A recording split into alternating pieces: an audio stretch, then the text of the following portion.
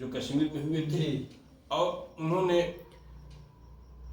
भोजपत्र वहाँ उगते थे कश्मीर में, उसी पर वो ताड़पत्र पर लिखा हुआ है, और उस पर श्रेडर ने जर्मन विचारक ने काम किया है डॉक्टर राघवन के अंडर में, वो प्रकाशित है मद्रास से, RDR रिसर्च सेंटर से। तो कहा बिल्कुल आप सही कह रहे हैं, जो है एकदम साधु करके फिर हमको कह कि आप सही कह रहे हैं, बिल्कुल ठीक है। तो यह हुआ था मेरे साथ, एक घटना घटी हुई। तो अहिर्बुद्ध रुद्र के अवतार हैं, अहिर्बुद्ध रुद्र के अवतार हैं। पहले जो रचनाएं हुई हैं, ये आपके जो परमार्थ सार ग्रंथ जो कश्मीर शैली का प्रवेश द्वार है, यह मूल रूप से शेष कारिका है, आधार कारिका है, शेष की है, संकर्षण की कारिका है। भगवान शेषावतार है, जो है परम शेषनाग, ये अभिनवगुप्त उनके अवतार माने जाते हैं, तभी माने जाते हैं ना अभिनवगुप्त शेषनाग के अवतार माने जाते हैं। और पहले इसकी परमार्थ सार पहले छपा हुआ है, वह विष्णु के रूप में ही है। परम परस्थात गहनात अनादिम एकम निविष्टम बहुधा गुहासु सर्वालयम सर्वचराचरस्थम त्वामेव विष्णु शरणम प्रपद्ये, ऐसा पाठ मिलता है, छपा हुआ ग्रंथ। उसके बाद में अभिनवगुप्त ने फिर जब वो काम किए इसको तो अपने ढंग से उसको संरक्षित करके तामेव शंभुम शरणम प्रपद्ये करके ऐसा पाठ कर दिया। अच्छा। तो पहले से एक काम इस पर परमार्थ सार पर बलजीदार पंडित ने किया है। उसके बाद इस पर लास्ट काम जो हुआ है अंग्रेजी में, जो है लिन बसाबूदो ने किया है, फ्रांस की स्कॉलर हैं, और यहीं पर बनारस में आकर के पढ़ी थी, जो है इसके बाद उन्होंने लिखा है। वो ये सारी डिटेल्स उसमें उन्होंने पूरा सब उठाया है और सबका जवाब। कौन सी पुस्तक बोला आपने, ये लेटेस्ट ये परमार्थ सार का जो अनुवाद आया है योगीराज की टीका के साथ, तो उस पर लिन बसाबूदो ने काम किया। अच्छा। फ्रेंच स्कॉलर है, और वो काम प्रकाशित है, हम आपको डिटेल भी दे सकते हैं। अच्छा। तो सबसे लास्ट काम वही हुआ है। उसके पहले बद्रीनाथ इजिप्ट रियलिटी करके उन्होंने छापा था, आप सब जानते हैं, विद्वान है, इसके अधिकारी रूप से बैठे हुए हैं।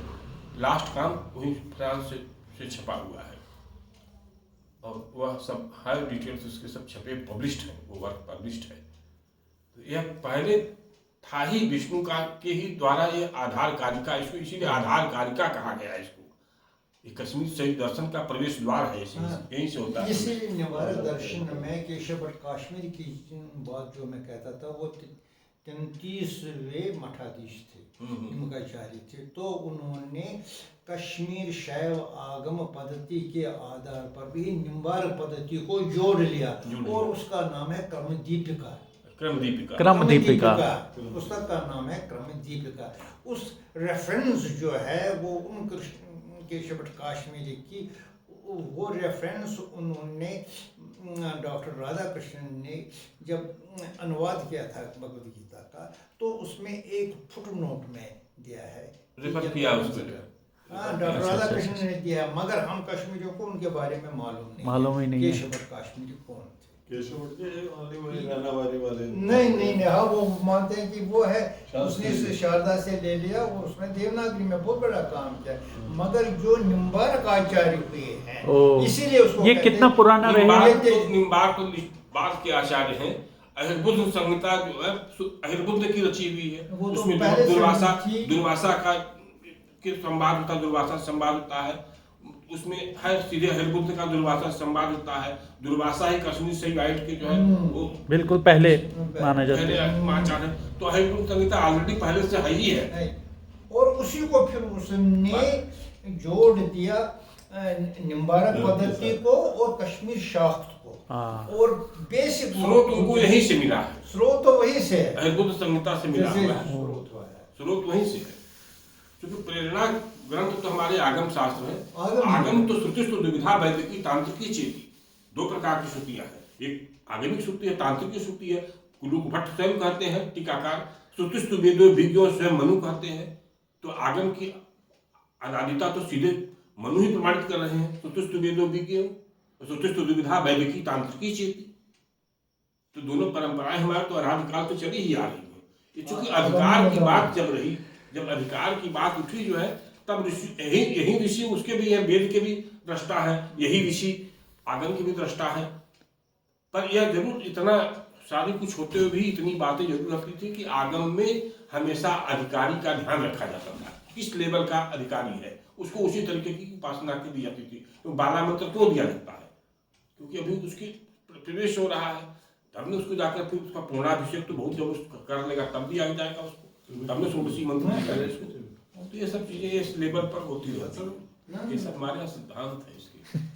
अधिकारी की बात रहती है, हमेशा अधिकारी को देखा जाता है।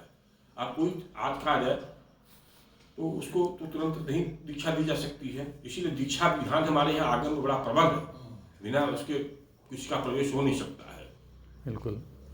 दीक्षा का यही इसीलिए विधान था हमारे यहाँ, उसकी गुरु पूरा परीक्षा लेता था। और गुरु को भी महाभारत तो यहाँ तक, ऐसा भी नहीं कि आजकल की तरह तथाकथित गुरु नहीं, महाभारत तो यहाँ तक कहता था यदि गुरु गलत उपदेश करता तो गर्दन काट देना चाहिए, सर काट देना चाहिए। महाभारत में बात आई हुई है। महाभारत हमारा एक दुनिया में ऐसा कहीं, दुनिया पूरे संसार को मैं खुली चुनौती देता हूँ मंच से, कि दुनिया में ऐसा कोई ग्रंथ नहीं जो महाभारत की बराबरी कर सके। यदि हास्ति तदन्यत्र यन्ने हास्ति न तत्क्वचित्, जो यहाँ है वही अन्यत्र है, जो यहाँ नहीं है वो कहीं नहीं है। उसको कोई कहने कोई दाम रखता हो बतावे, हार्वर्ड बतावे यहाँ लिखा हुआ है। व्यास तो कह रहे हैं, मैं कह रहा हूँ, ये हमारी संस्कृति कह रही, हमारी परंपरा कह रही है। यदि हाथी तदन्यत्र यन्ने हाथी में तत्क्वचित्, हार्वर्ड बता दे, कि हार्वर्ड यूनिवर्सिटी बता दे